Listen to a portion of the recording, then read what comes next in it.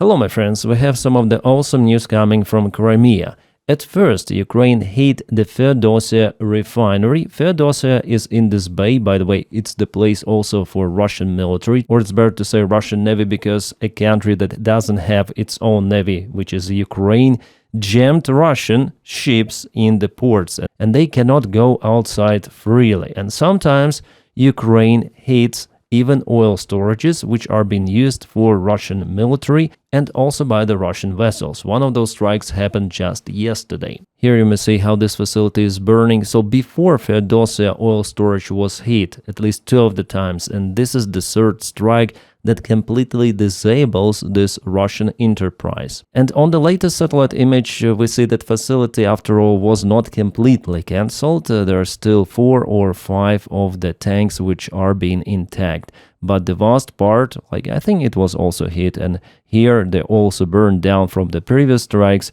and here is the fresh one.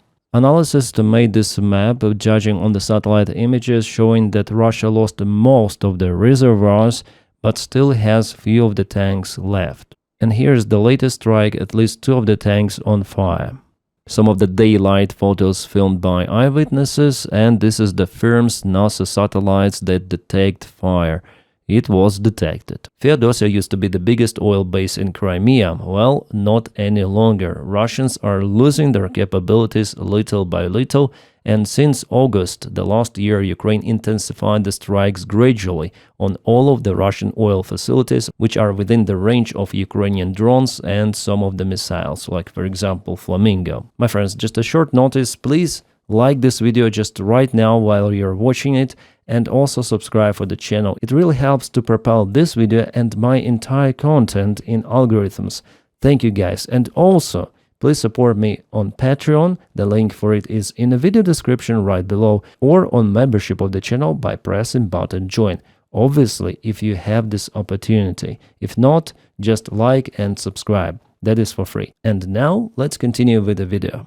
And one more mishap happened for Russians in the Kerch Strait. They lost the remaining single ferry that was used for the transportation of even carriages. Yes, the railway carriages full of diesel fuel. I think it happened on 6th of April, so Russia doesn't have those ferries any longer. All of them were destroyed by Ukrainian side. It was a long-lasting operation by Ukrainian drones and drone operators, but after all it was successful. And I believe that the same story goes for the Russian oil facilities. In the end, they'll be damaged beyond repair, and Ukraine is working on that. And by the way, we have some of the photo confirmation of the Russian ferry that was targeted. So here's the ferry. It was empty from what we see on this image, and it was hit multiple of the times. At least 2 of the drones completely disabled this vessel. Well, for now I don't have the clarification whether it sank down to the bottom, but what is 100% that the vessel sustained dramatic damages and requires several months in the docks for repairs. And we know that with the repairs it's very difficult for Russia. They need repairs almost for everything.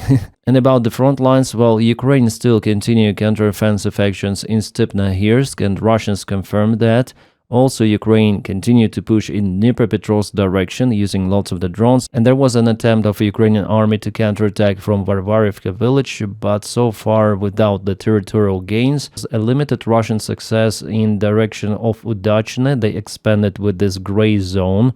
In Pokrovsk direction, the fights intensified in Grishina village, and also now the fight is ongoing for Rodinske. By the time I'm filming this video, there is the Russian attack attempt to take Rodinske fully. Hopefully they will not be successful. There was also a Russian infiltration attempt to go towards Biletske. They expanded with the gray zone, and the Russians are using their drones all around this part of the front line. At the same time, in Konstantinivka direction, intensity dropped down for the last 3 days at least, while Russians are still using aviation gliding bombs, drones as usual, but there were no infantry attack attempts from the Russian side. It's very interesting why. Maybe they're sending their forces from one direction to another. Let me check one of the analysts. He usually publishes that. Yeah, Unit Observer reports, but no recent information is shared from him. He just tells about reinforcement of Ukrainian army. It happened roughly 10 days ago in the Brapila direction of the Donetsk Oblast. And what does the deep state military maps tells us? They say that the Russians are advancing somewhere in Kupiansk direction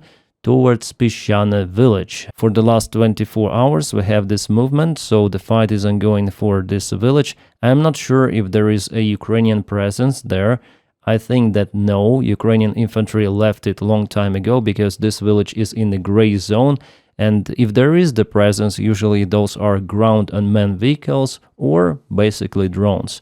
But sometimes Ukraine may even send some of the infantry forces for the counterattack. I'm not saying that it will happen here, but it happened lots of the time in Zaporizhia direction, for example. Then all of the Russian attack attempts were cancelled either by drones or by sabotage groups of Ukrainian army. So Russia lost Kupiansk. I guess it is understandable even for the Russian generals and for Putin, and they want to bypass Ukrainian defense from Peshchane direction. There were already multiple of the infiltration attack attempts. They also tried to go to Kupiansk-Vuzlavy, which is located a little bit to the south, but all of their attacks were cancelled. And this recent movement in Peshchane, I guess, is just temporary. Russians need lots of the resources to get to Kupiansk from the south and, of course, from the north. Ukraine cut supplies for Russians in a northern direction, so they will not proceed to Kupiansk. There is no way for them to be successful, maybe even this year. Kind of the interesting duel was filmed between Ukrainian FP2 drones and the Russian air defense system Tor. Tor was capable to identify those drones flying to target the air defense system, and here you may see the exit of the Tor air defense missile. So the first FP2 drone, after all, was intercepted. You see, missile flies, drone goes down, but later on the connection with it was lost. The second one was also intercepted. So second missile was launched from the Tor air defense, even though drone flies very close to the ground, but it was hit. So as for the low-flying targets, Tor is as capable, I would say, as Panzer 1S. But Ukraine had one more drone, FP2, and with the help of the videos coming from the first two drones which were intercepted, the operator of the third drone was capable to identify the target location. And here we go, the Tor air defense probably already used all of the missiles, and it was, after all, kaputted by Ukrainian drone. Awesome! It means that Ukraine has resources to operate not with a single, not with two, but with numerous of the drones in the same spot. And I'm not even talking about FPV drones, those are thousands in Ukrainian army, so this gathering of the Russian soldiers met with our photographers.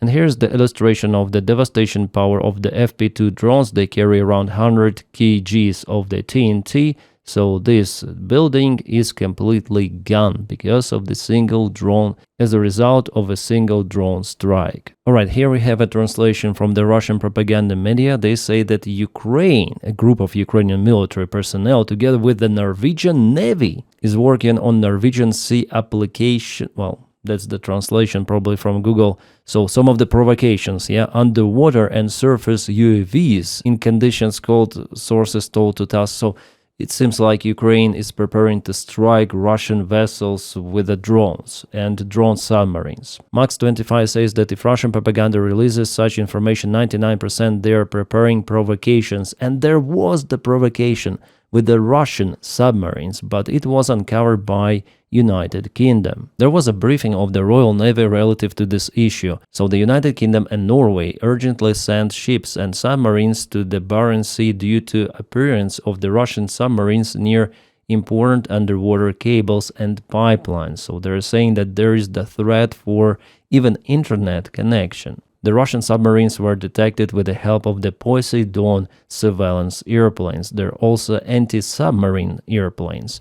The British Navy was monitoring Russian forces for more than a month from the air and from the sea, and they concluded that Russians were preparing the sabotage mission, so they've decided to uncover the location of the Russian submarines. And after it, Russian Navy left the place. UK officials openly say to Putin, "We see you. Any attempts to damage infrastructure will have serious consequences." And it is happening at the same time that Russia spreads the information through their propaganda media that Ukraine is preparing some of the sabotage operations. So definitely Russia is into something. And after UK announced a possible legal action against the Shadow Fleet tankers which continue to operate in the channel, Russia decided to send some of the Navy ships to accompany oil tankers. Yeah, Shadow Oil Fleet tankers. There were several of the Navy vessels and at least 3 of the tankers in the convoy. Well, actually, it's like a show-off from Putin. Russia doesn't have resources to accompany or to guide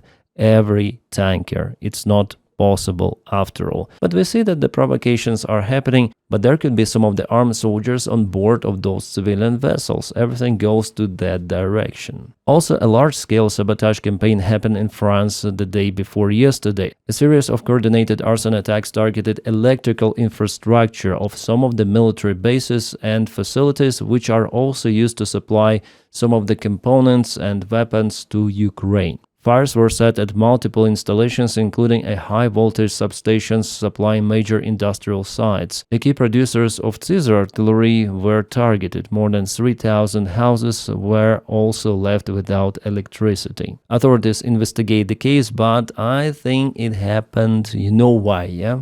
There is Russia, and Russia wants to escalate, sabotage. They're performing those operations across Europe for already very long time. And still, some of the European politicians support Russia, like for example Orban and Fico. Alright, about 90 billion military support package for Ukraine that is being blocked by Orban for now. Zelensky is sure that Ukraine gets the money. It's just a matter of time, but for now he says that Ukrainian army is out of oxygen because Ukraine needs those funds to produce drones, drone interceptors, and lots of the other military stuff that Ukraine is doing on its own and is not dependent on our Western colleagues that much. First of all, for Ukraine, it was important to get away from the United States in the military cooperation sphere. While still Europe purchases some of the weapons and parts from the United States, but if we speak about, for example, long-range strikes, Ukraine now has its own tools and they're very effective.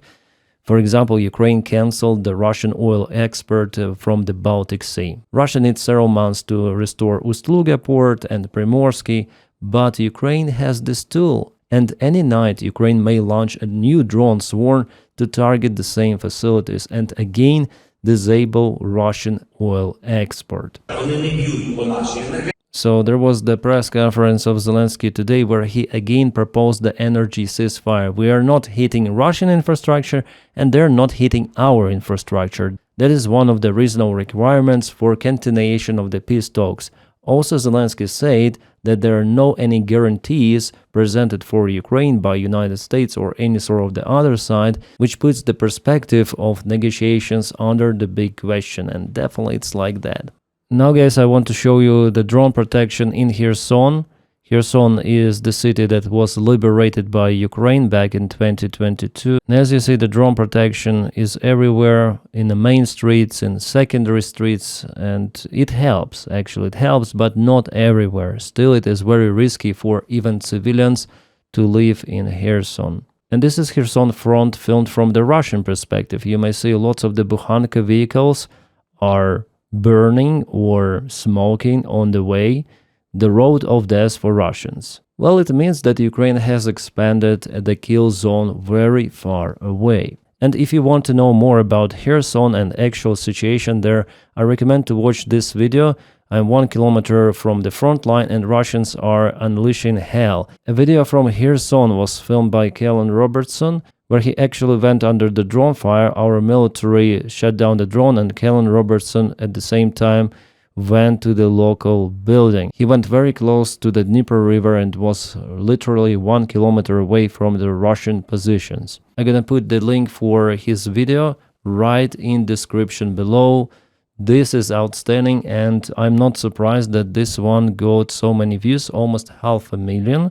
Was published 1 day ago, so my recommendation for you to check it out because it really shows the situation as it is. And Kellen Robertson, thank you so much for what you do for Ukraine. You're just outstanding, you are awesome. And my friends, thank you so much for making my content possible with your kind support on Patreon.